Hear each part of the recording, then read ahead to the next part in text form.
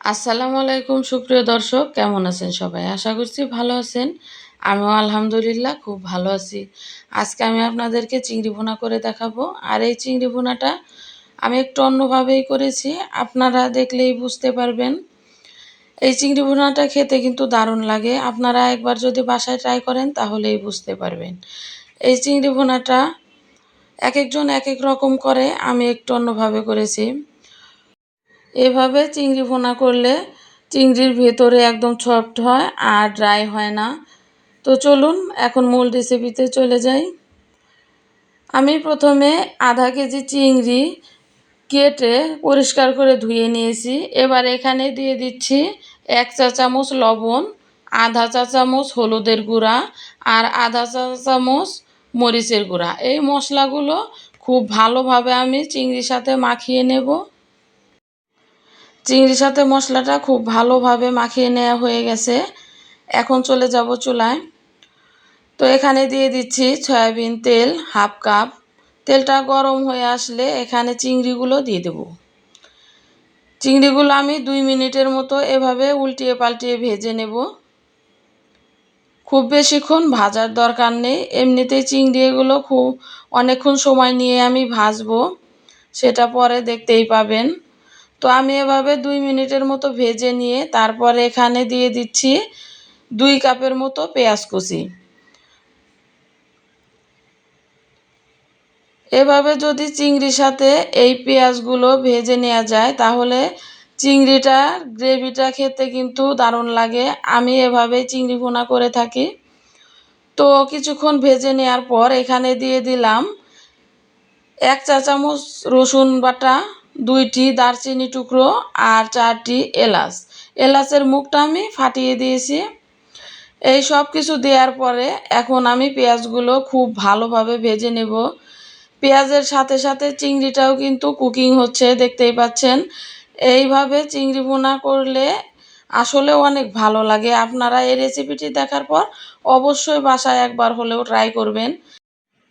আমরা যে পেঁয়াজের বেরেস্তা তৈরি করি সেই রকম যখন লুক চলে আসবে ঠিক তখনই এখানে অল্প পরিমাণে দিতে হবে পানি।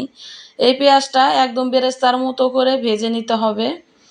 তো পানিটা দেওয়ার পরে এখানে দিয়ে দিচ্ছি পরিমাণ মতো লবণ। লবণটা আপনাদের পছন্দ অনুযায়ী দিবেন।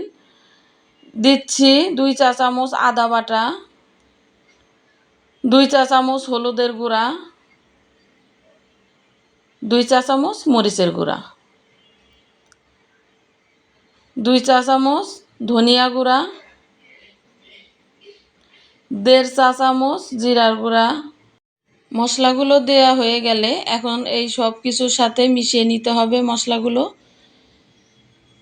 মশলাগুলো যাতে পুড়ে না যায় সেই জন্য কিন্তু আমি প্রথমে অল্প একটু পরিমাণে পানি দিয়েছি, দেখতে পেয়েছেন নিশ্চয়ই। তো এই সময় এই মশলাগুলো দেওয়ার সময় আমি চুলাটাকে কিন্তু লো টু মিডিয়ামের মাঝামাঝি রেখে দিয়েছি, যাতে করে মশলাটা পুড়ে না যায়। এখন আমি দিচ্ছি কাঁচামরিচ। কাঁচামরিচগুলো আমি ফালি করে কেটে নিয়েছি, দেখতেই পাচ্ছেন। উপরে তেল উঠতে শুরু করেছে। এভাবে যখনই তেল উঠে আসবে তখন আমি এখানে দিয়ে দিব 2 কাপ পানি। পানিটা দেওয়ার পর আমি চুলাটাকে মিডিয়ামে রেখে এই চিংড়ি ভুনাটা করে নেব।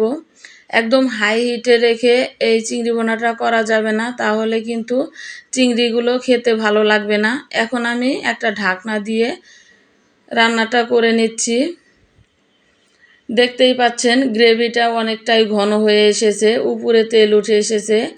এবার আমি এখানে দিয়ে দিচ্ছি 1 টেবিল চামচ টমেটো সস। আপনাদের হাতের কাছে যদি টমেটো সসটা না থাকে না দিলেও চলবে, কিন্তু টমেটো সসটা দিলে এই চিংড়ি মাছ ভুনাটা খেতে খুব ভালো লাগে। তো রান্নাটা শেষ, এখন আমি চুলা থেকে নামিয়ে এখন আপনাদের একটু দেখিয়ে দিচ্ছি।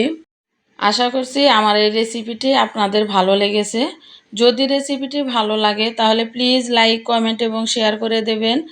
আর যারা আমার চ্যানেলে নতুন এখনও সাবস্ক্রাইব করেননি তারা প্লিজ আমার চ্যানেলটিকে সাবস্ক্রাইব করে আমাকে সাপোর্ট করবেন। তো ভিডিওটি আর বড় করব না, আজকের মতো এখানেই বিদায় নেব। সবাই খুব ভালো থাকবেন আর আমার জন্য দোয়া করবেন। আল্লাহ হাফেজ।